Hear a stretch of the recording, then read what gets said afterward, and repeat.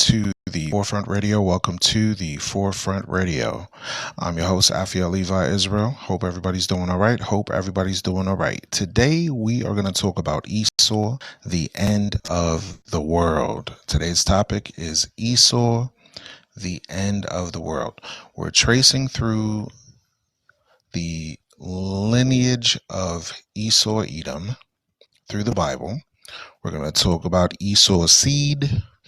We're going to also go through the ancient empires such as Greece and Rome into modern European age of colonization. And we're going to discuss how they destroyed the world through economic and political tools that forged the modern world as we know it today. We'll read scripture, we're going to examine history, and we're going to quote scholars and whistleblowers who expose the mechanisms of empire. So if you haven't followed the Forefront Radio, make sure you follow. Some may wonder why we have the statement up here where we say Christians hate God's law. It is because we're going to show you that Esau ruling over the world is the Antichrist system that the Bible speaks of, and many don't realize that their open rebellion against God's laws leads them to be the Antichrist system that the Bible predicted in the past, which exists today. All right, so let's get right into it, y'all. We're going to go to the book of 2nd Esdras, chapter 6, verse 9. 2nd Esdras, chapter 6, verse 9. It says, "For Esau is the end of the world. For Esau is the end of the world, and Jacob is the beginning of it that follows." That sentence is blunt and prophetic. How so? It is direct and to the point. The last ruling empire that rules before the rise of the children of Jacob, the rise of the kingdom of Christ, is Esau. So, who is ruling the world economically, politically, religiously, scientifically? That will give you the answer of who is mentioned here in this prophetic text. So let's unpack what the end of the world means in this context. Shalom to you. Hope you're doing all right. It's not only bloody destruction, but cultural collapse, economic domination, and spiritual apostasy, y'all. We will show how the pattern of Esau, pictured in scripture as the brother who sells his birthright, who becomes a rival power, a superpower on the earth, who reappears historically in many forms, first as Edom, then the Greco-Roman Empire, then later European colonization throughout the world. So let's dig deep in this thing while we examine prophecy. Esau is the end of the world. That's our topic for today.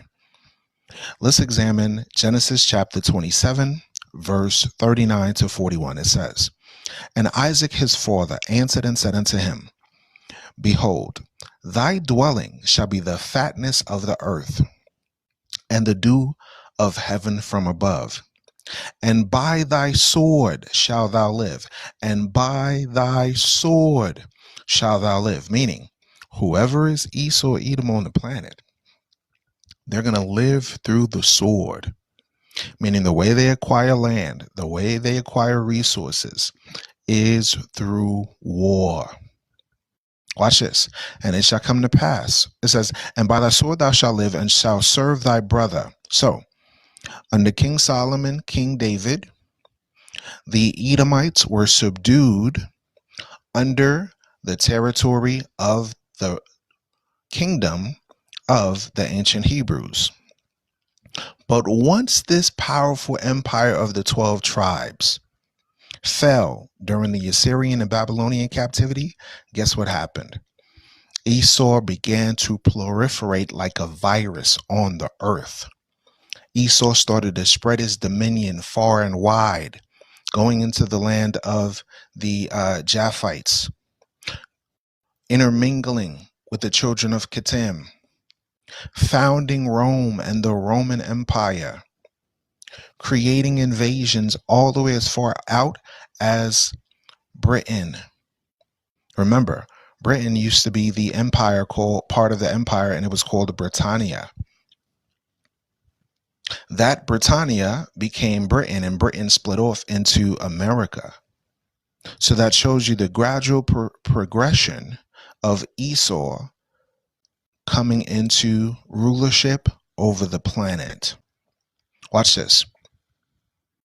So while Isaac, the father of Jacob and Esau, is giving out blessings, Esau decides to try to acquire a blessing. And guess what Isaac says? He says, by your sword you shall live, and you're going to serve your brother. And it's going to come to pass when you have the dominion that you're going to break the yoke from off your neck. Watch this. And Esau hated Jacob because of the blessing wherewith his father blessed him. And Esau said in his heart, the days of mourning for my father are at hand, then will I slay my brother Jacob. So now I want y'all to think about this for a second. I want y'all to take this into consideration. Those verses that we're reading here is talking about sibling rivalry, but they have prophetic consequences. Later, we find out that prophets squarely, straight up condemn Edom for violence, for pride, and for profiteering. Shalom to you that are joining on. Do me a favor, y'all, tap the screen, get the likes up, share the room with at least 10 people, y'all. Do me that big favor. So let's think about this. Esau is called Edom. He is the archetype of rival trading, martial, and later political power in the biblical writings. The prophets single out Edom for pride, violence against his kinfolk, and betrayal in times of Israel's suffering. Let's look at an example of this. Let's go to Obadiah chapter 1, verse 1. Let's go to Obadiah chapter 1, verse 1. It says, the vision of Obadiah, thus saith the Lord God concerning Edom. Concerning who? Concerning Edom. We have heard a rumor from the Lord, and an ambassador is sent among the heathen. Arise ye, and let us rise up against her in battle. So who is the her that they're going to rise up against? Babylon the Great, aka Make America Great Again. You understand?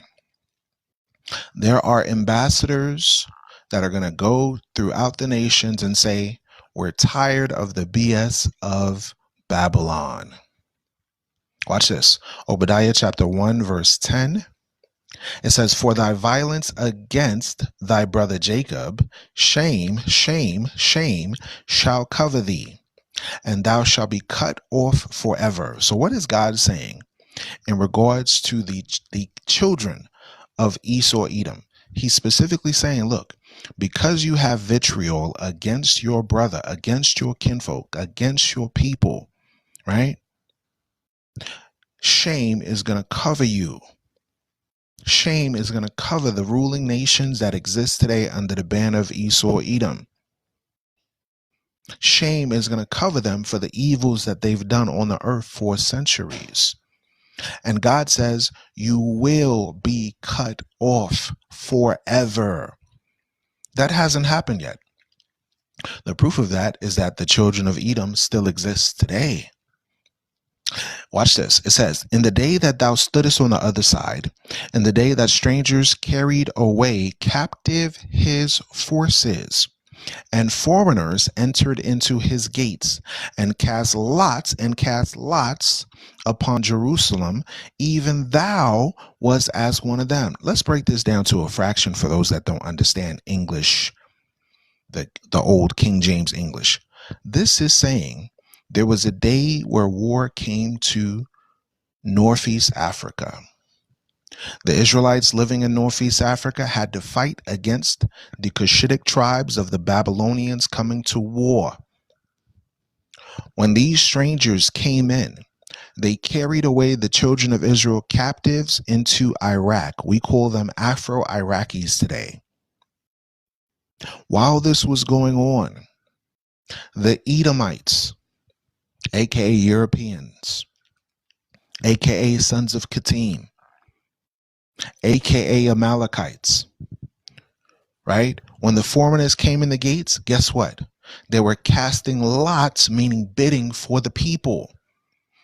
Meaning when the Babylonians came and went to war with our ancestors, Esau was right along with them. You understand? He was helping the enemy to overtake Jerusalem. Why? Because they wanted it for themselves. And they accomplished their task. They're ruling over that place right now. They're ruling over the Middle East right now.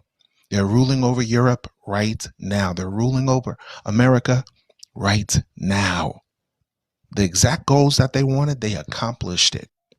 The exact goals that they wanted to address, they did it. Watch this.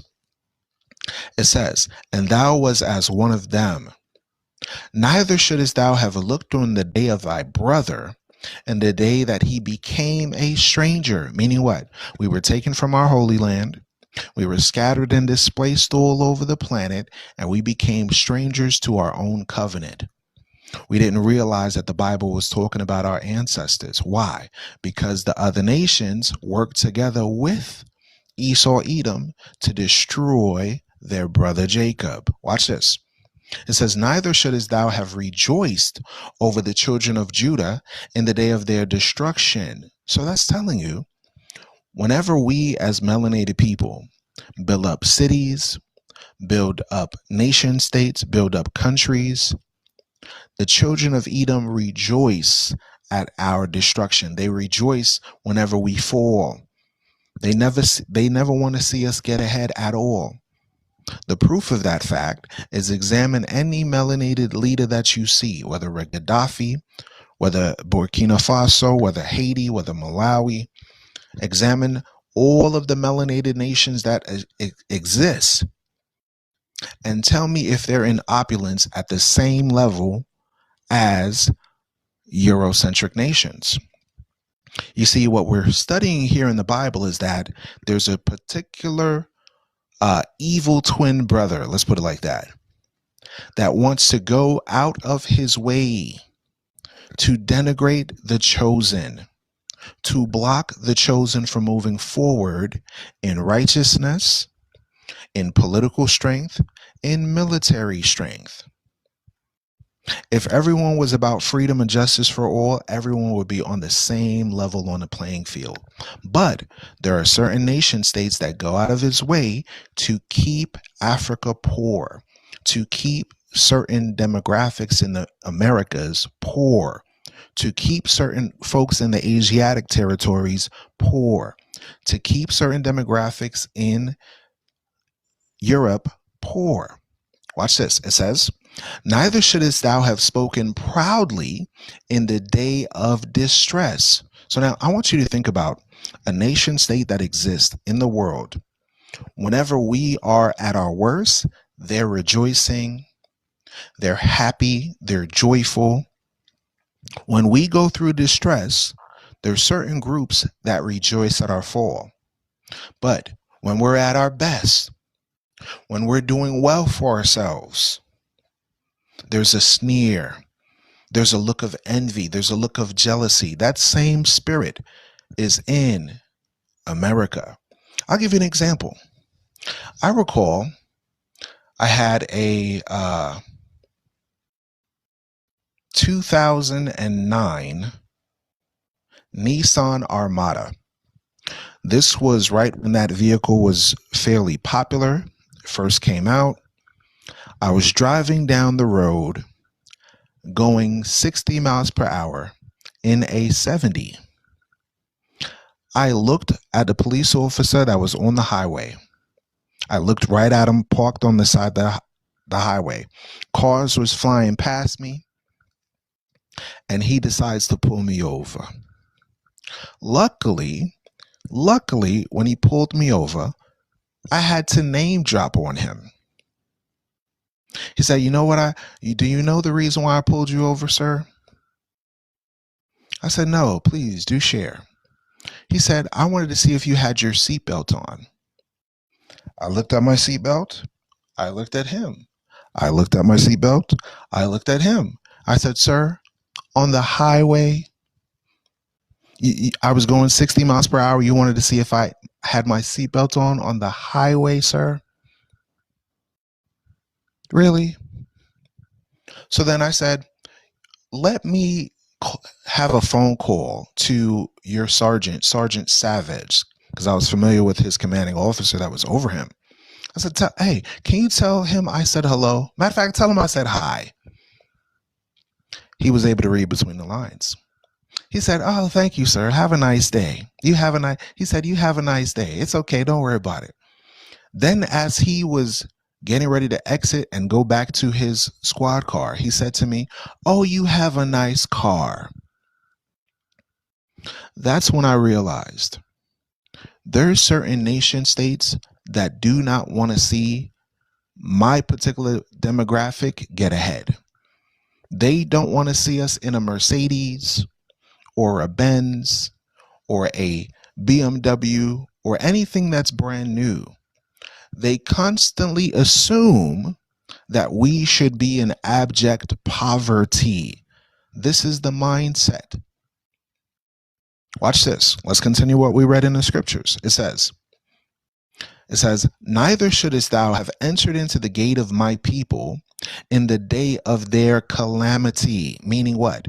In Jerusalem, the Babylonians were coming in, demolishing everything, and the Edomites assisted in going into Jerusalem and destroying and raising havoc. The same parallels happened in 70 AD when the Roman Edomites, for example, Herod the Great, you can look him up. He was an Edomite. He worked with the Roman government. Do you remember in the story in the Bible where Jesus was a baby? And a particular king wanted to delete Jesus as a baby. And he wasn't able to because Joseph took his wife, Miriam, and the baby to Africa, to Egypt, to flee from the persecution. And because of that, hundreds of thousands of children in that area under 2 years old, Herod sought to take the life of baby Jesus. This is the same lineage that has a mindset of, if I can't take one, I'm going to take them all out. What is that parallel? There was a person named Margaret Sanger who created and endorsed Planned Parenthood. That system promoted the deletion of our little ones. They compared our little ones and our lineage to weeds that should be plucked from the earth. Same mindset, same lineage, same parallel. Just in the same way they tried to delete baby Jesus, they couldn't find the chosen one, so they took all the children out that they could under 2 years old. It's the same thing during a particular time in the United States and in other areas where they tested their programs in deletion. Same lineage of folks. Some like to call it the lineage of evil. The Bible calls it the border of wickedness. Watch this. It says, neither shouldest thou have entered into the gate of my people in the day of their calamity. Let's examine prominent nation states of melanated people groups that were manipulated by foreign bodies.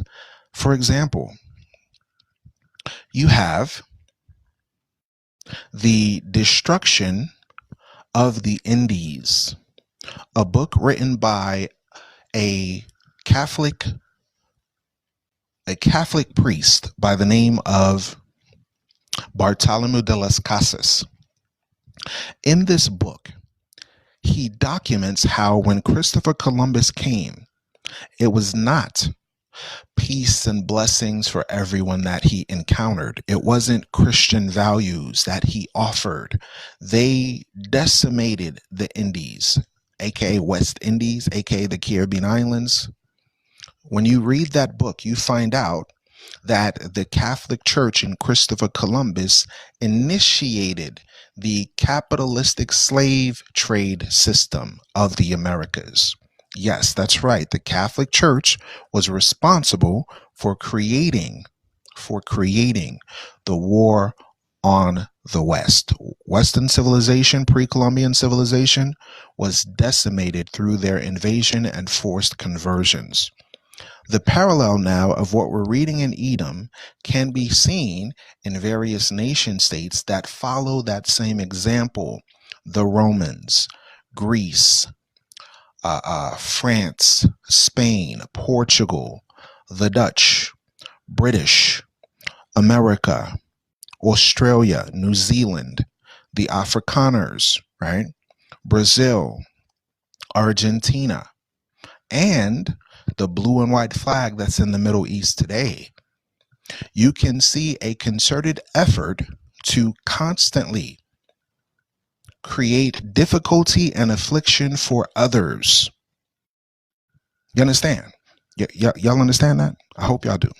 God says, neither should thou have entered into the gate of my people in the day of their calamity. Yea, thou shouldest not have looked on their affliction in the day of their calamity, nor have laid hands on their substance, in the day of their calamity. So, not only were they taking captives, not only were they entering into the gates of the people, they also stole their substance, meaning what? Their natural resources, their food, their cattle, their crops, right?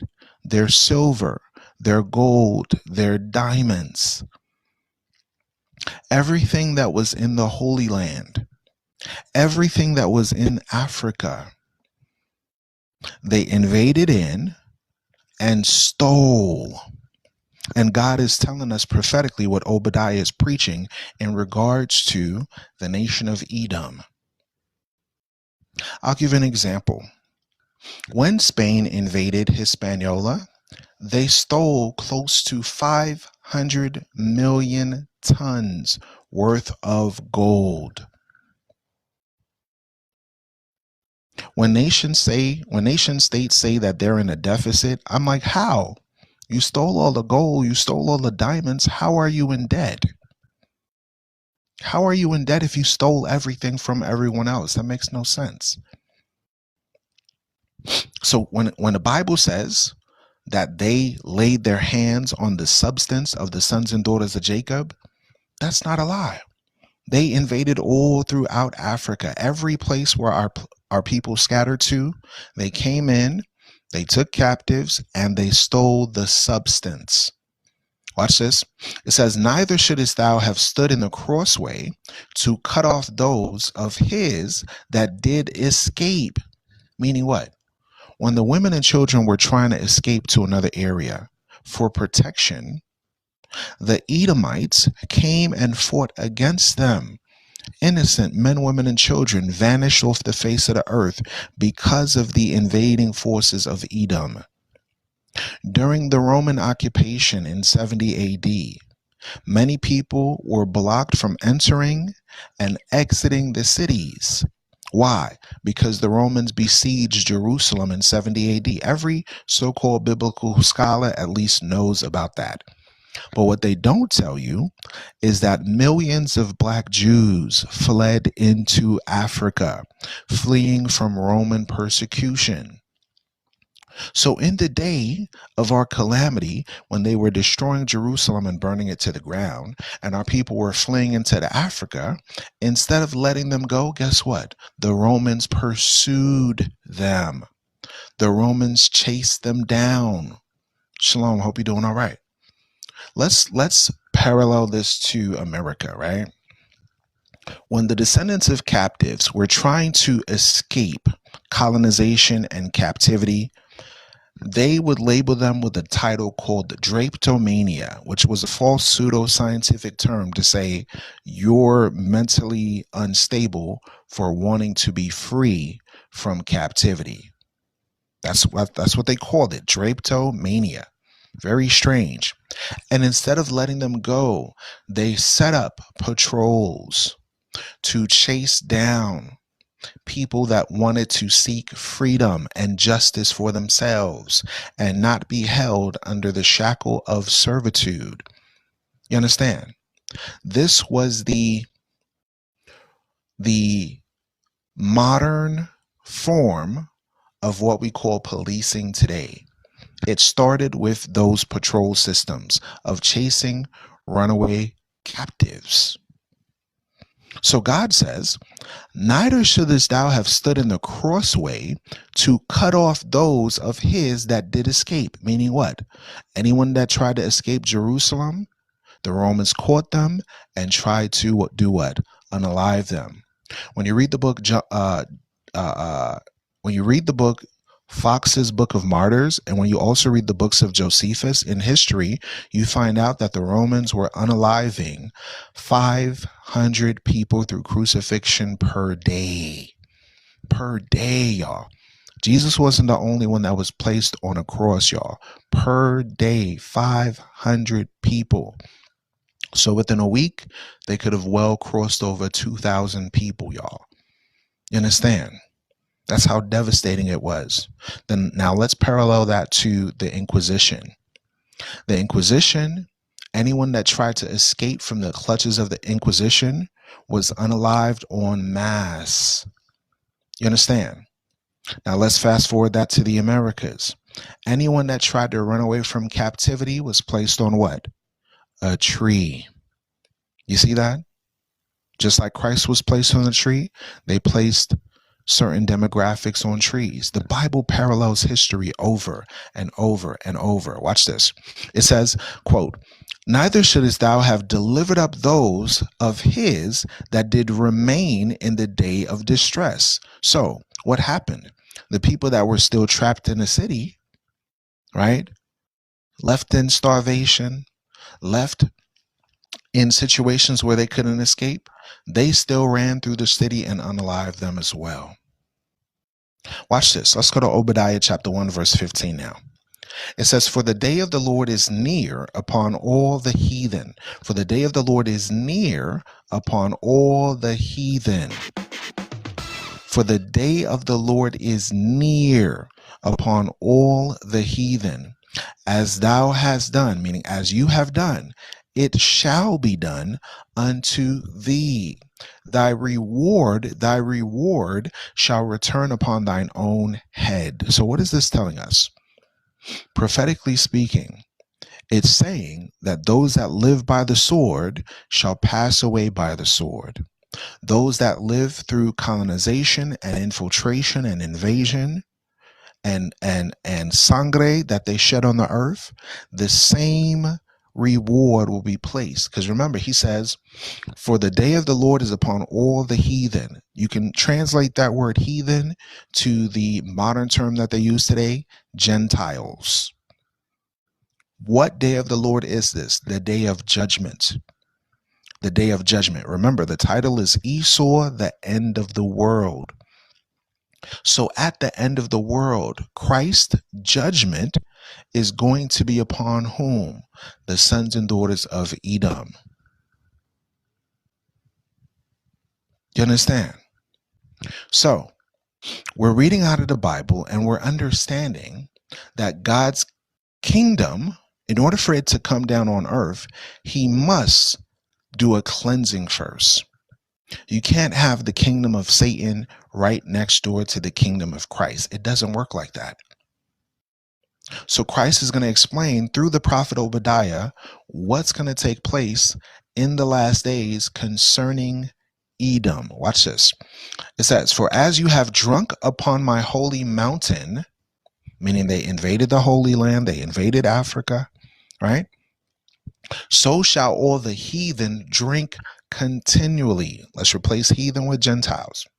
So it says, just as the Gentiles invaded the Holy Land, so shall they reap what they sow. They're going to drink the cup of judgment continually. Watch this. Yes, they shall drink and they shall swallow down, and they shall be as though they had not been. Now, the question we must ask ourselves is, why have pastors, priests, evangelists never touch the book of Obadiah. It's only one page in the Bible, but I've noticed many preachers avoid speaking of this. They never identify who is this nation called Edom. Who are these Edomites that the Bible is talking about? Do you know why they don't do that? It's because it's like pulling up the skirt of a person that pretends to be a virgin when in reality they're a streetwalker, aka the whore of Babylon. Make Babylon great again. Make America great again. Once you lift up the skirt, you find out not a virgin, not holy, not righteous, not pure, not good, not whitey, not. No. Watch this.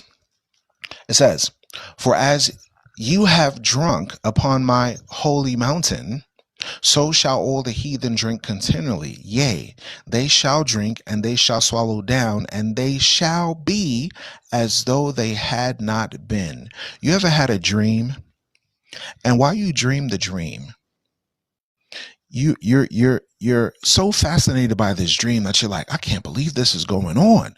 And then you wake up and realize, oh, it was just a dream.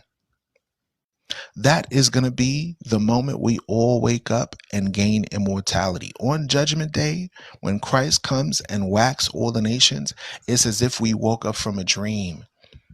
It's as if we woke up from a dream. All the nations that did evil on the earth, it's going to be as though they never existed. Watch this. But upon Mount Zion, but upon Mount Zion, but upon Mount Zion shall be deliverance, and there shall be holiness, and the house of Jacob shall possess their possessions. Now, who is the house of Jacob according to the Bible? Blacks, Hispanics, and Native Americans, and people of the Afro-Hebraic diaspora, you are the children of Zion. You could see it in the movies. There was a movie called The Matrix, and in that series, there was a time where people were going into the land of Zion, right? In the Matrix movie, it was a whole bunch of people in brown, whole bunch of black people dancing, joyful that they were no longer in bondage to the Matrix. Neo was supposed to be a type of Christ, the chosen one.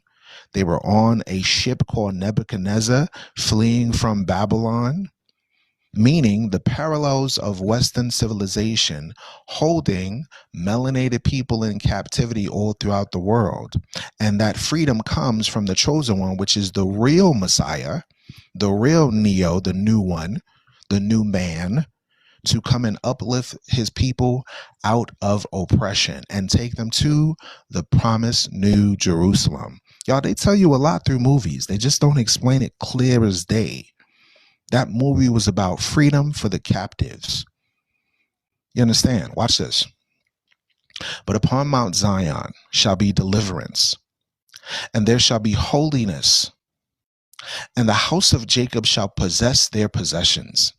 And the house of Jacob shall be a fire, and the house of Joseph a flame, and the house of Esau for stubble, for stubble, for stubble. So think about this for a moment. And they shall kindle in them and devour them, and there shall not be any remaining of the house of Esau, for the Lord have spoken it. Who said it? God said it.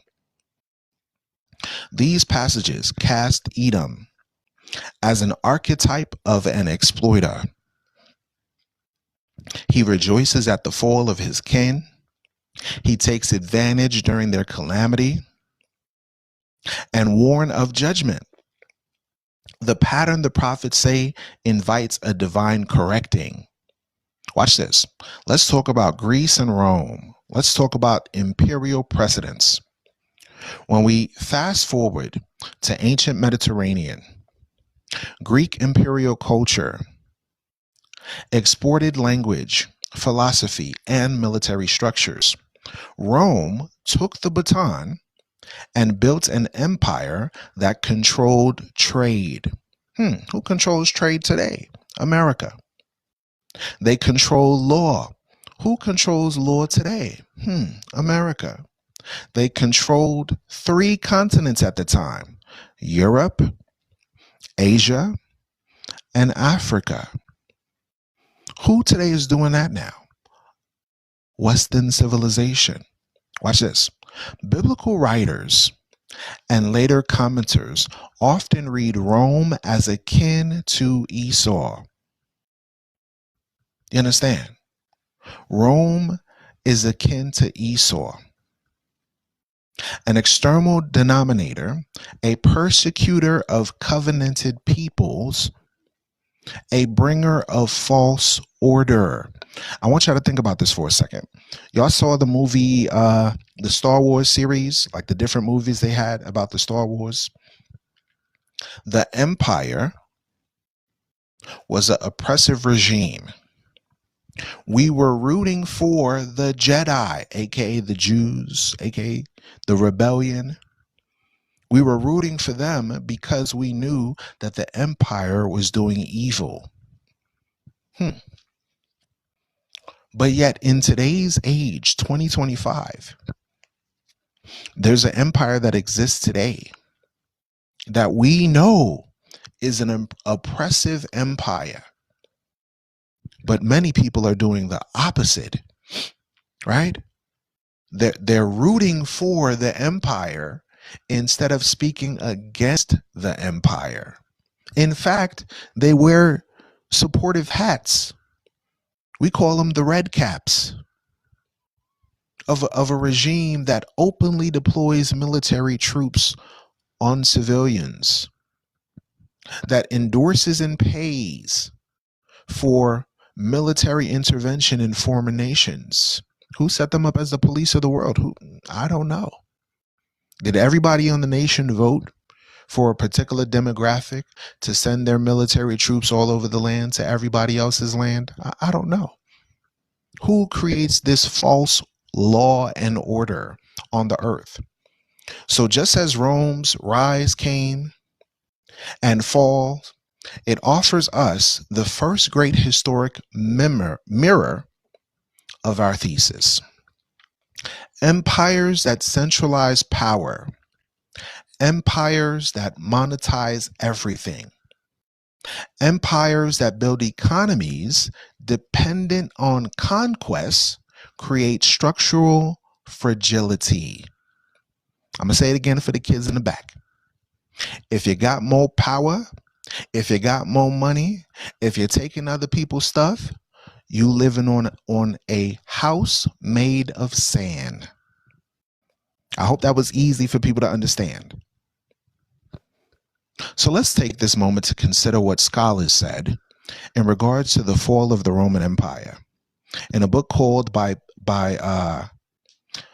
Peter Heather, The Fall of the Roman Empire and the End of Civilization, Oxford University, 2005. Quote, for modern scholarship, arguing that Rome's collapse produced deep structural and material consequences. You can see Brian Ward Perkins, The Fall of the Roman Empire and the End of Civilization. You could also see Peter Heather, The Fall of the Roman Empire, A New History of Rome and Barbarians, Oxford University. So let's transition from Rome to now, shalom to you, hope you're doing all right. From Rome to now Europe, the age of discovery, colonization, economic and religious tools. Europe in the last 500 to 600 years built a new global version of the Esau pattern: mercantilism, plantation slavery, missionary combinations, and false legal doctrines of discovery created a planetary system that extracted wealth and subjugated peoples. Using the same parallel of the empire went to different populations, colonized, exploited, and the Jedi had to fight back. right? But here in our day and age, we're rooting for the Sith.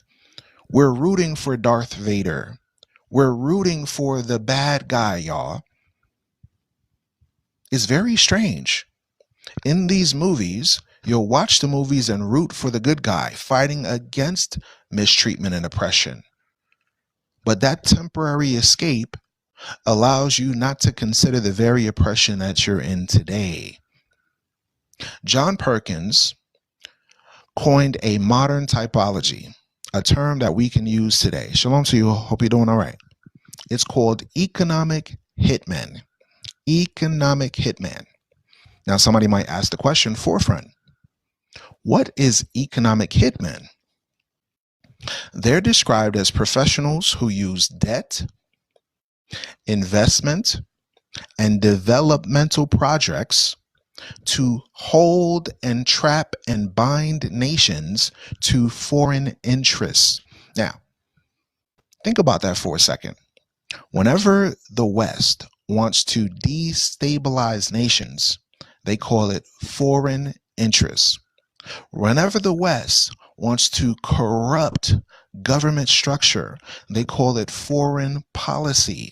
Whenever the West wants to invest and develop overseas, they call it interest.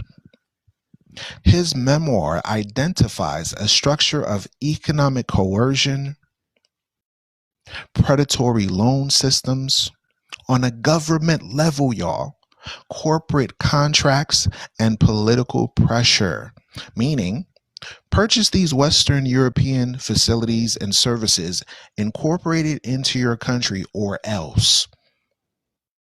The or else can possibly be allegedly a plane crash.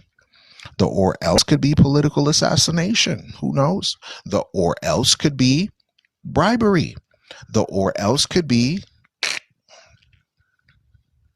So this helps us understand that all money is not good money. Everything that's glittering isn't gold. A lot of times, the West will invest overseas in Africa, in Latin America, in Asia, but there's always a string attached to the carrot. You understand? That carrot, you're getting dragged by the nose by that carrot. You're chasing after that dollar bill. And right there, he has a baseball bat and he's waiting for you to get close. In Michael Bradley's book, Chosen People from the Caucasus, this provocative book is contested and cited for this conversation. We reference it as a very interesting viewpoint about historical cultural influences that go on in the persuasion of a favored race. Watch this. Let's talk about the covert power and intelligence intervention and declassified records. Let's talk about that for a second. If empire moved swords to ships, from ships to corporations, it also built the shadow tools of modern power, which include what? Intelligence agencies, covert action, and intervention. These tools have been used to secure resources, meaning stealing, and regimes favorable to foreign interest. So now, I'm going to show you the parallels between what Rome does and what Western civilization does when it comes to setting up governments on the earth. Watch this. Let's go to the book of First Maccabees. Let's go to First Maccabees. 1 second here. Got to pull it up on my computer here.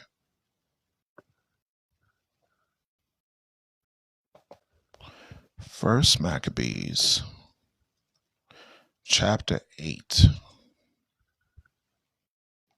Let's go to First Maccabees, chapter 8. Watch this.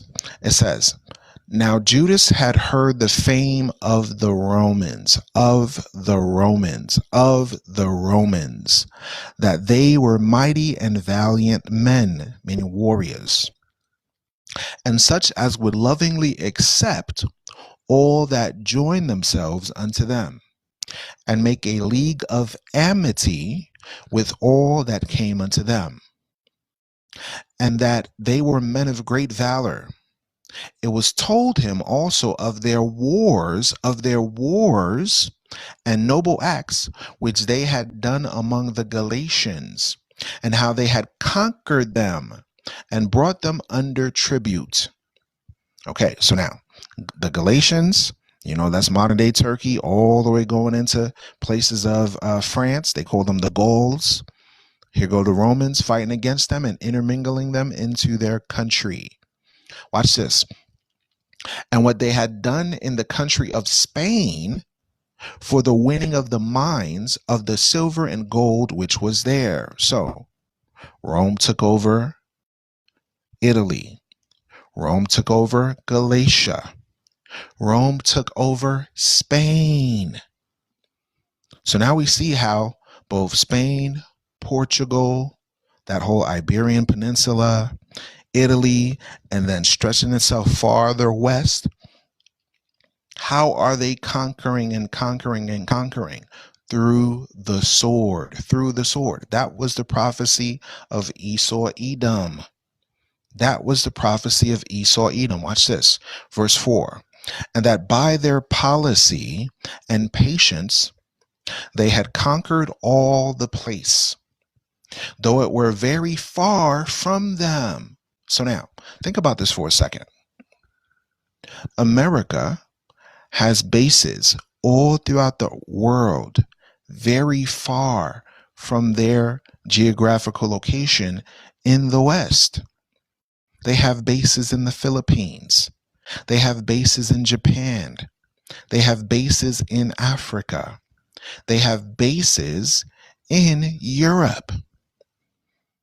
If Rome can be seen as an extension of America, let's examine the similarities. Roman architecture of your Capitol buildings, right? Roman architecture of your plantation systems, right? Roman numerals on your money.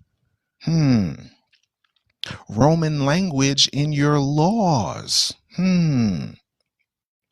Roman deities that you celebrate and festivals that you celebrate to this day.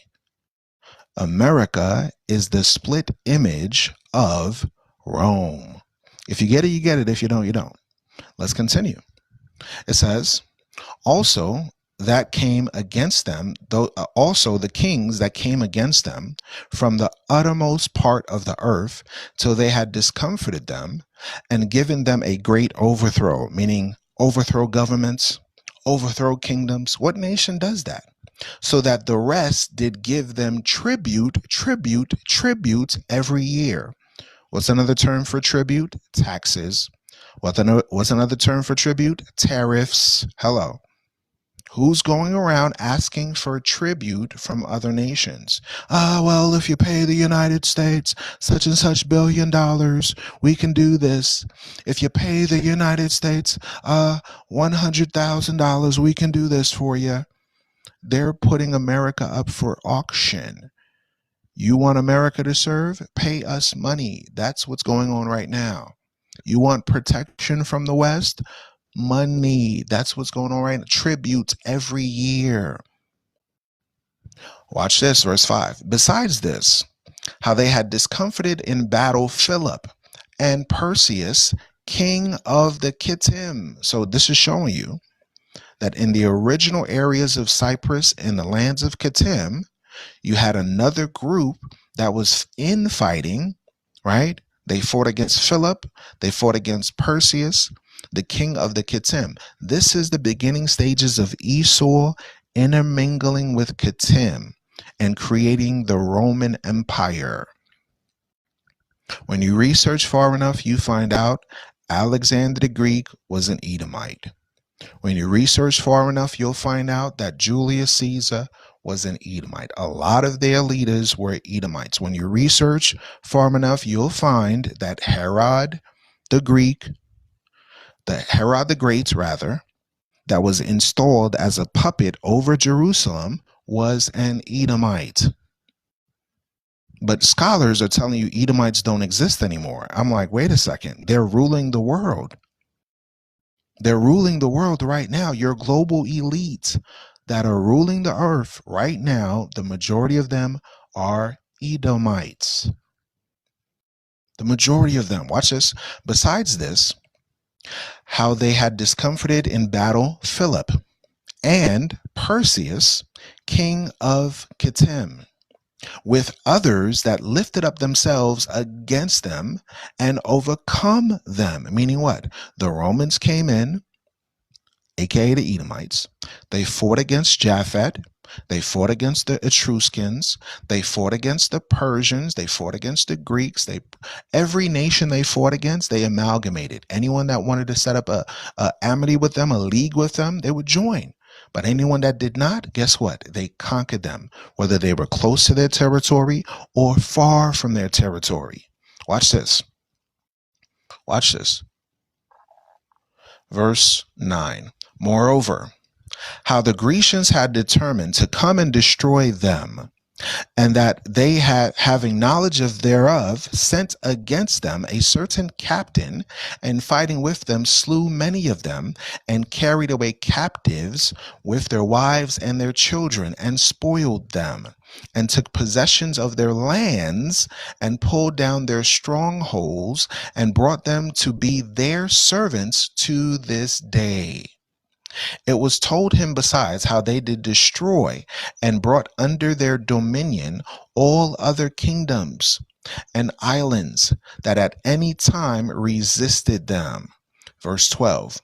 But with their friends and such as relied upon them, they kept amity, and that they had conquered kingdoms both far and nigh, insomuch as all that heard of their name were afraid of them. So now by this time, everybody's afraid of the Romans.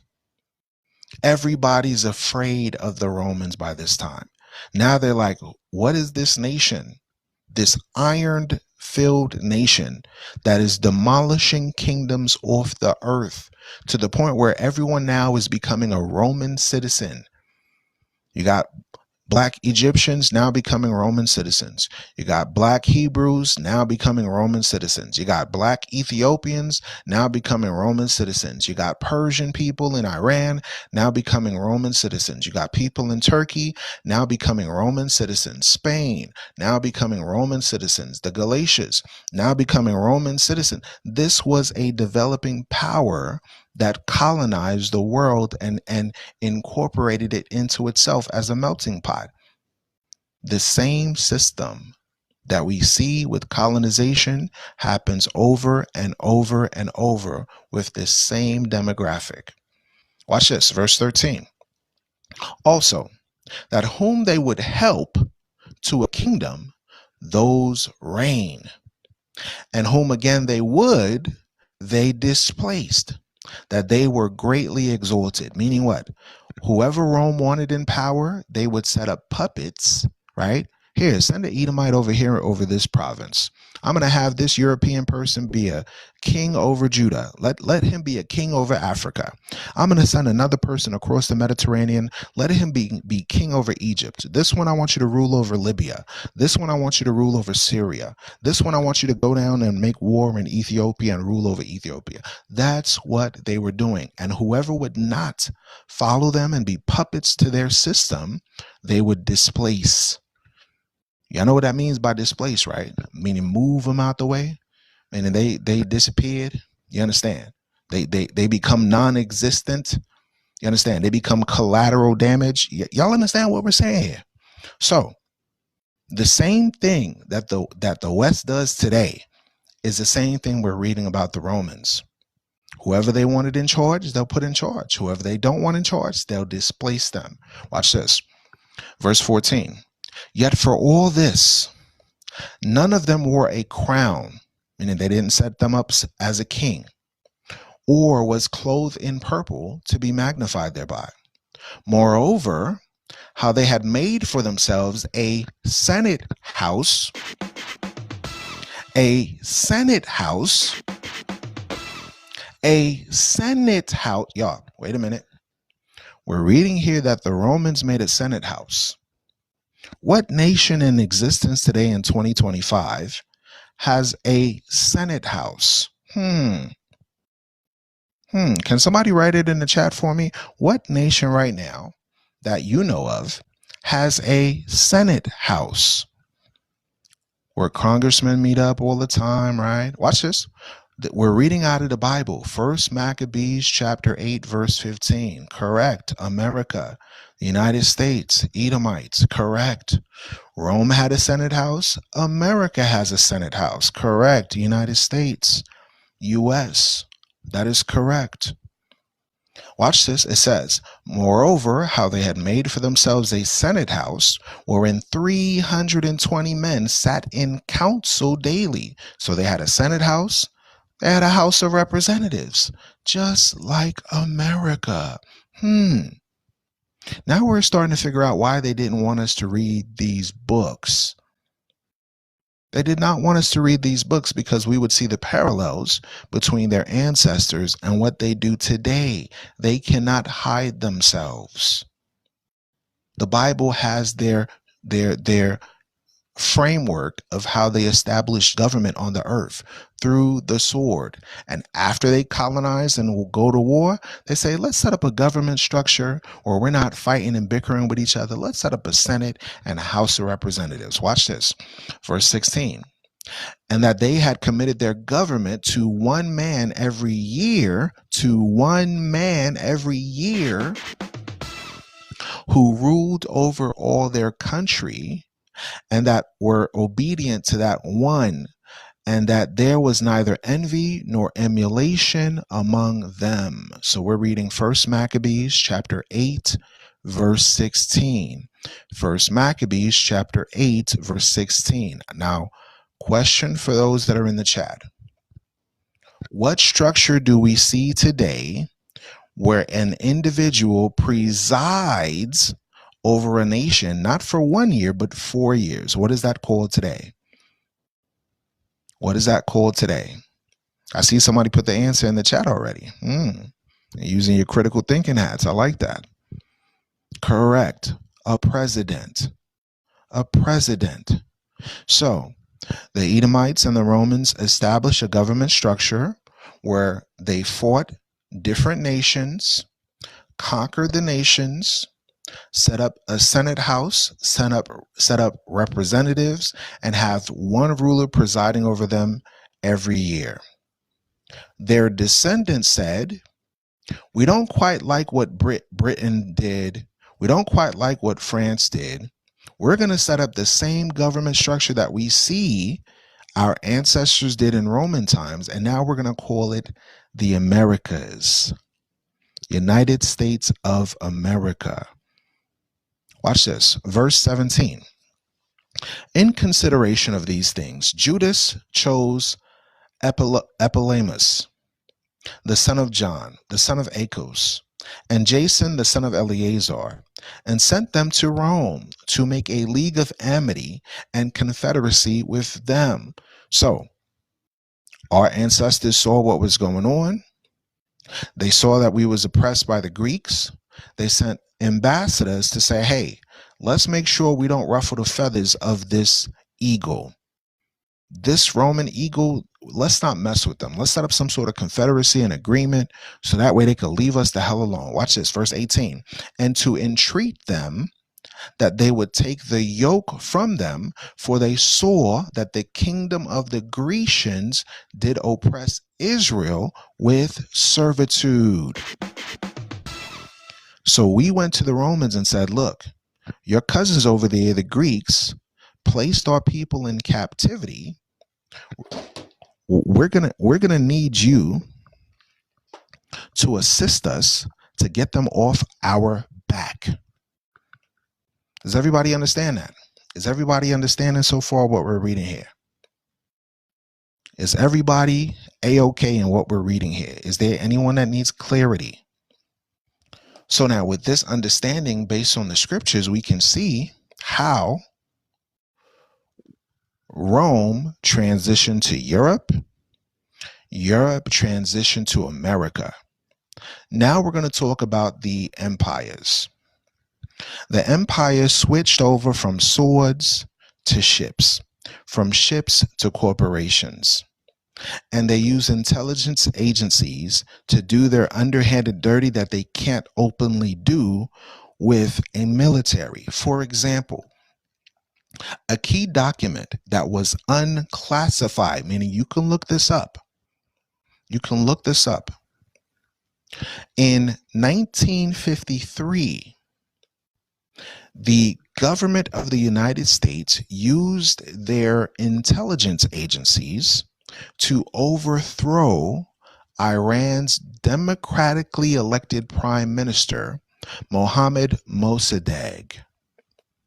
So if you're all about freedom and justice for all, why would you establish your government to overthrow another government secretly? And this is declassified information that you can type online and find today. Declassified Central Intelligence Agency materials and researchers such as the National Security Archive have published documents describing the agency's role in the coup d'etat. Not only that, but they established propaganda in the nation itself to convince the people there to overthrow a democratically elected prime minister. Not only that, they created street action for people to rah-rah and protest in the streets. Sometimes when you see protests, don't assume that it's a grassroots movement. Don't assume that. Then after that, they installed a pro-Western Shah. This is declassified, folks. This is not a fringe conspiracy theory. It's documented in archival material. You understand? It's documented evidence. Documented evidence. So let's think about this for a second. These interventions reveal just how modern imperial order combines economic pressure with political engineering. Imagine you claim to promote freedom and justice for all while manufacturing governments to your whim. They create environments where governments resisting foreign extractive interests are destabilized. A modern reflection of the prophetic Esau pattern. Profit achieved by undermining the vulnerable.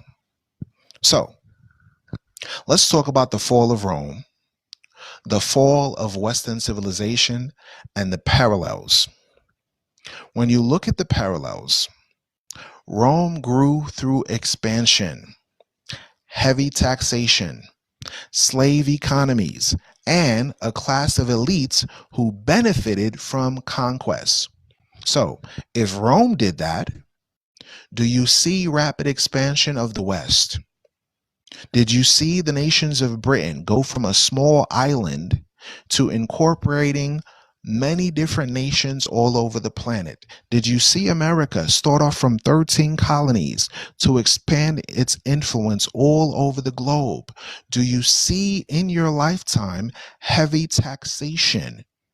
If you don't think you're being heavily taxed, why does a house now cost $400,000 when in the 80s it cost $40,000?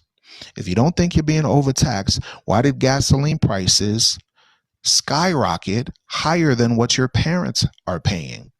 You remember when your parents used to pay pennies on the dollar for gasoline? Do you remember that? I remember that. I remember when $5 could get me a full tank of gas in a 1992 Nissan Sentra. Now $5 could barely get you a gallon. In some places, it barely gets you less than a gallon, like California. Heavy taxation. Just as Rome established a slave economy, Western civilization established its wealth by extracting it from the poor and impoverished, making the poor poorer and the rich richer. You think you're not a captive? Try to drive a car without a license. You think you're not a captive? Try to leave the country without a passport. You're going to find out real quick you can't do whatever the hell you feel like.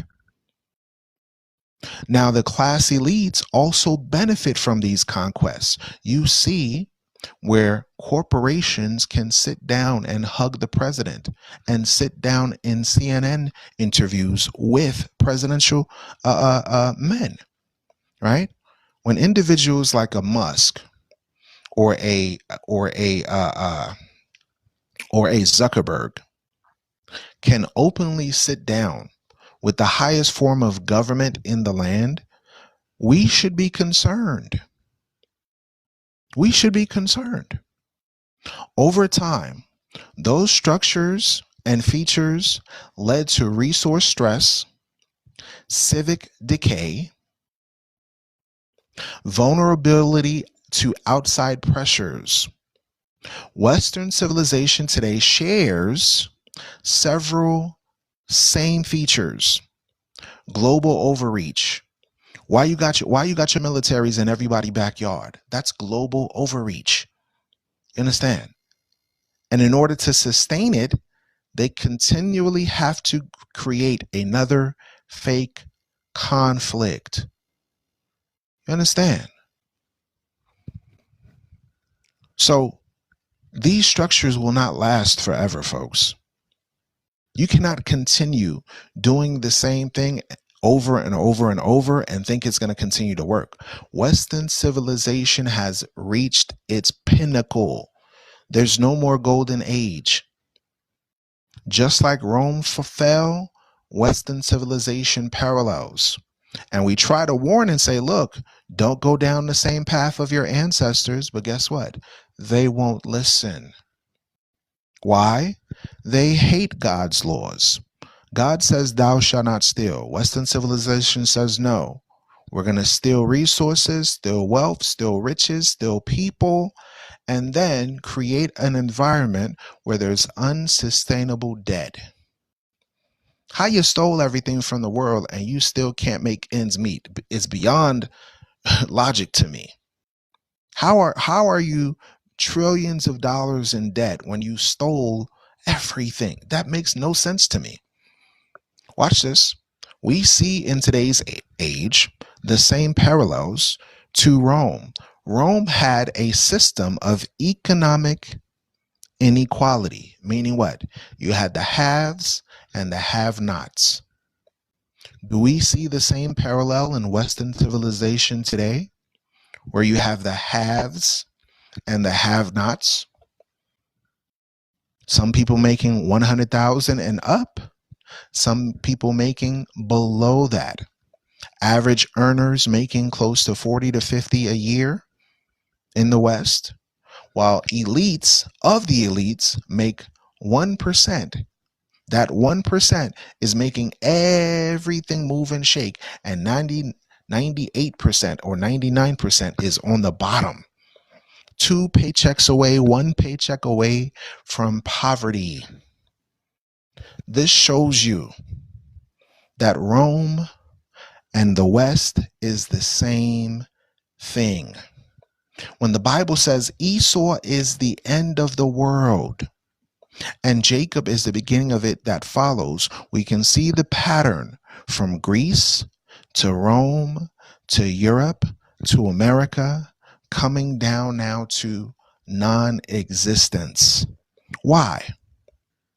Because the reliance on technology and military superiority breeds fragility.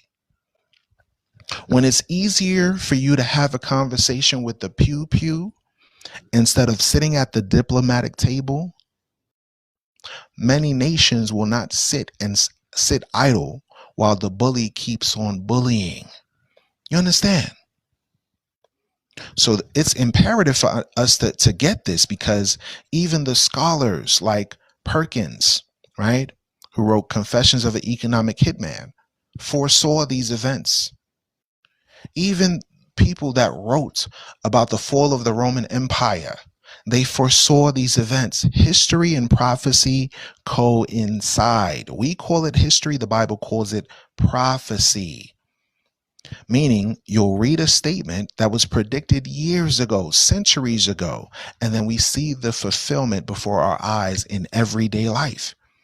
Everyone has the sense of saying something is going on with the West where we see it debilitating to its core. Government programs to help those impoverished now disappearing, while coffers of billionaires continue to increase. So when we think about this thing, the stress on real material and institutional breakdowns, rather than building up one another through the same ideals, lead to a collective downfall. Now watch this. Remember when I said that God said he had prophetic statements against Edom? We're going to read those statements right now. Let's go to Isaiah 34, verse 5 and 6. Isaiah 34, verse 5 and 6. It says, "For my sword shall be bathed in heaven. Behold, it shall come down upon Idumea." Idumea is a Greek word for Edom.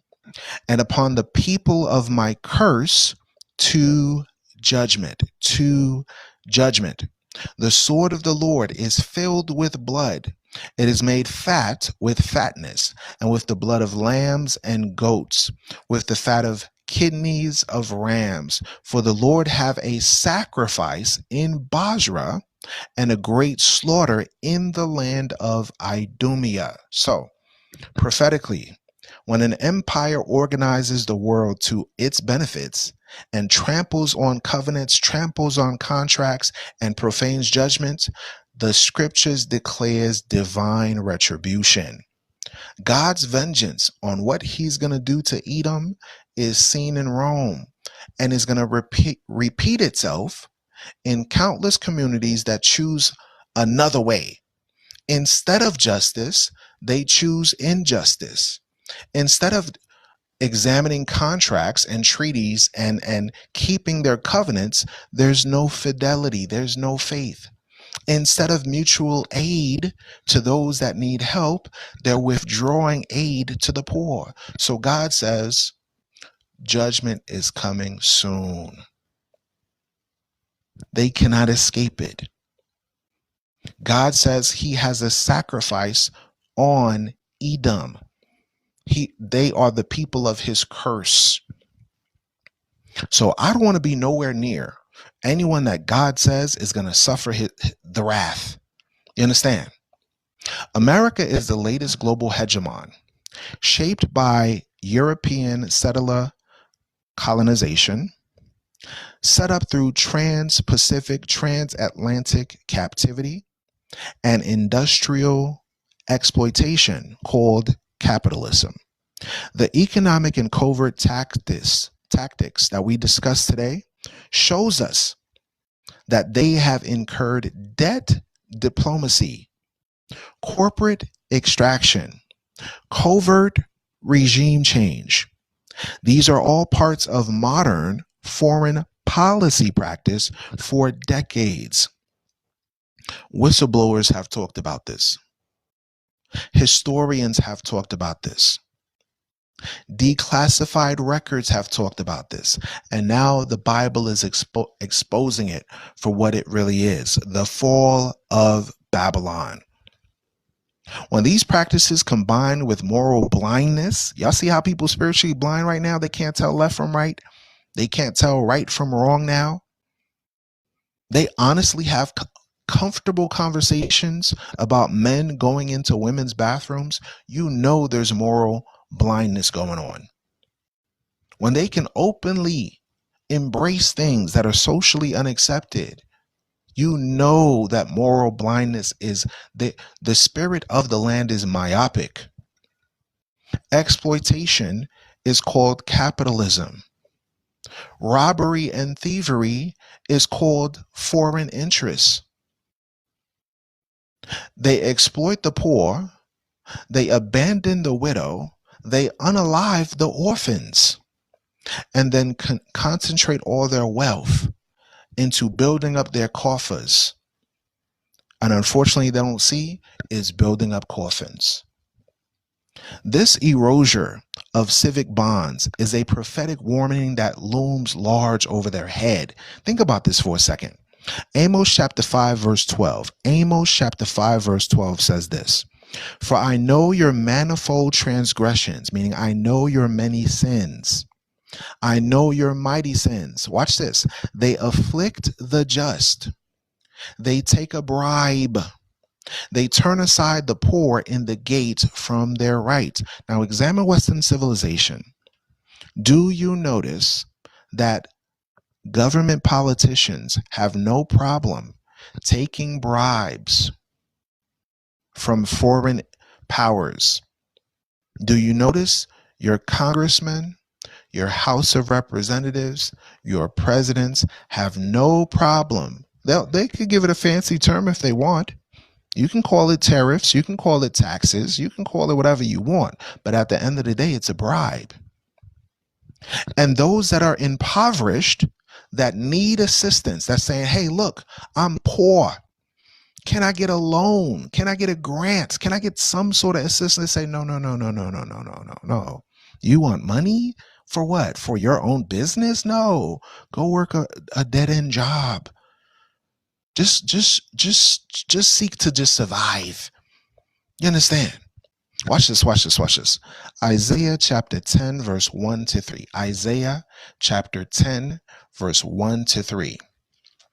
"Woe unto them that decree unrighteous decrees." So misery, the Bible is saying misery to them that make laws that are unrighteous. Who right now is setting up executive orders, passing laws in Congress, making rules and regulations that do not benefit the people? Who's doing that right now in 2025? At the flick of a wrist, someone can sign their name on a signature and screw millions of people over. Who can do that right now? Repeal back civil rights, repeal back diversity programs, right? Make statements. They're eating the cats and eating the dogs. Sign orders of deportations to founders that existed in the Americas centuries before they did. I want y'all to think about that for a second. The native indigenous of the Americas, the aboriginal of the Americas, were reclassified to a color in a crayon box, and they can't stay in their own lands. They're getting deported all the way to different places all over the world. They have equated immigration to terrorism. What is going on? You visiting a country, now they say you're illegal for just coming to visit. That must mean someone is so afraid of their country coming to an end that they're trying to prevent the fall of Babylon, but they can't prevent it, y'all. They can't stop it. You can't stop it. Watch this. "Woe unto them that decree unrighteous decree, and to the writers that write grievousness, to turn aside the needy from judgment, and to take away the right from the poor of my people." You see, when you set up highball taxation rates on property, when you set up redlining and it's only dedicated to specific demographics and other demographics are not impacted, that is a ploy to take away the right from the poor of my people. Meaning, imagine you have a mortgage that you've been paying for years. You're almost about to pay it off. You finally pay it off, and then the government says, I'm going to tax you every year, even though this is already paid off. And you're already in your 70s, 80s, 90s. And in one instance that you can't pay off that property tax, guess what happens? You already passed retirement age. Why should you be still paying mortgages and taxes? Right? That land gets confiscated from you, and redistributed by the government to those that just want to make money off the poor. And notice, they've been doing this to our people for years. Watch this. It says that they may make widows their prey and that they may rob the fatherless. I want you to consider how in the West, you will have deals with the police department and what do they call them? Tow truck drivers. You will have deals with apartment complexes, tow truck drivers, and police, where if you drive into a complex and you don't run into the office to get a sticker just to put on your car to acknowledge that you can be there, they can literally take that vehicle, steal it, confiscate it, and drag it across town to another location without your consent. Now you're like, hey, where's my car? What happened to my car? And you finally show up and say, hey, I'm moving into this apartment, but you stole my car. Can you give me my car back? Sorry, $250, please. I just paid my rent. Where am I going to come up with $250? Well, if you don't pick it up in 30 days, we're going to auction it off. And where does that car end up? In a police auction. Wait a minute. How are the police auctioning off vehicles that are impounded by tow truck drivers that are established through the apartment systems to tow people's cars if they don't have a quote unquote sticker? Imagine having 3 cars towed all in the same week, and you're just moving into an apartment complex and your relatives are helping you move in. They take your car, they take your relative's car, and they take your backup car. This is what happens. They rob they make widows their prey, and they rob the fatherless. So now 250 times 3. $250 times 3 vehicles now. You just paid rent, and now you have 3 vehicles impounded that you have to get back with 30 days, or they will sell it. And it's legal. You think you're not in oppression? Hey, you don't think you're in oppression? I don't know. I don't know what to tell you. And watch this. Watch this. The scripture says, and what will you do in the day of visitation? Meaning, what will Babylon do when God decides to visit them for their sins?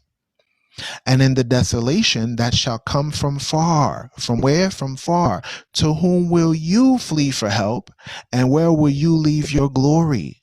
So God is saying to those that practice wickedness on the earth, when it's time for your reward to come, when it's time for your desolation, are you going to be calling to God and say, God, help me? God's going to do like this. He's going to cover his ears. The same way the wicked cover their ears at the screams and cries of those they oppressed. When it's their turn to cry, God is going to turn their back. God's not going to listen to their pleas. He's going to ignore their calls. Because when he said to commit justice, they turned their back on justice. When God said to clothe those that were naked, they decided to rip the clothes off their back. When God said feed the poor, they said, no, we're going to steal from the poor and we're going to make them lower in impoverishedness. That's the seed of the wicked controlling the world today, whom the Bible calls Esau, Edom. Remember, we read earlier in 2nd Esdras, chapter 6, verse 9, that Esau is the end of the world, and Jacob is the beginning of it that follows. So what's going to happen? For our people that understands this is a call for us to have repentance, to have a clear understanding of justice, and let's have communal repair amongst one another. If Esau is the pattern of the end, Jacob symbolizes renewal. We must renew our people. We must renew the earth. We must work in unity to designate rulership on the planet once the dust settles. We must build our local institutions that resist extraction of resources from the West. We must produce our own food securities and not rely on them once their system crashes. What are you going to do when tow trucks, I'm sorry, when 18 wheelers and semi trucks don't visit the grocery stores for 2, 3, 4, 5 months, 6 months? Do you have crops in your backyard? Do you have corn? Do you have potatoes? Do you have tomatoes? Do you have rice? Do you have grapes? Start setting up food security for yourself, just in case. We have to set up mutual aid for one another. Why go to the bank when 5 people can collect $100 and say, this month, you're going to have $500. Next month, you're going to have $500. Next month, you're going to have $500. Why not work together to ensure mutual aid amongst one another? That way, no one is going to say, please, Mr. Government, can I get some money, please? You understand? Now they're trying to do seedless foods, right? We should be the ones at the forefront, pun intended, of grounding ourselves in biblical justice and resist the allure of imperial conquest. Meaning what? We're not going to be going around into other nations and colonizing them and conquering them. We're going to end that. We're going to end that. So I want you to consider 2nd Esdras chapter 6 and meditate on how God says Esau is the end of the world and Jacob is the beginning of it that follows. Meaning what? The kingdom of Christ is soon to come. This is a righteous kingdom. This is a kingdom of integrity. This is a kingdom of love. This is a kingdom of righteousness.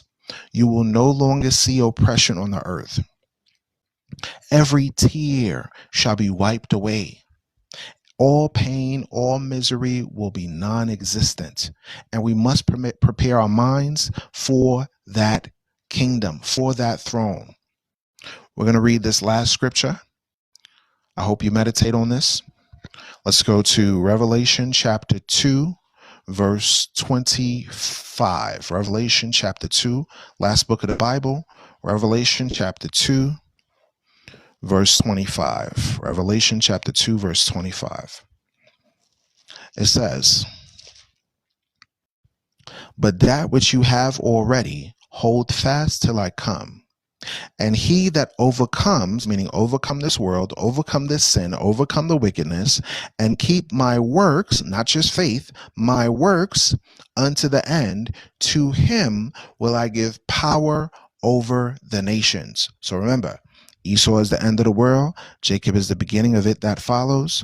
We're going to have power over the nations.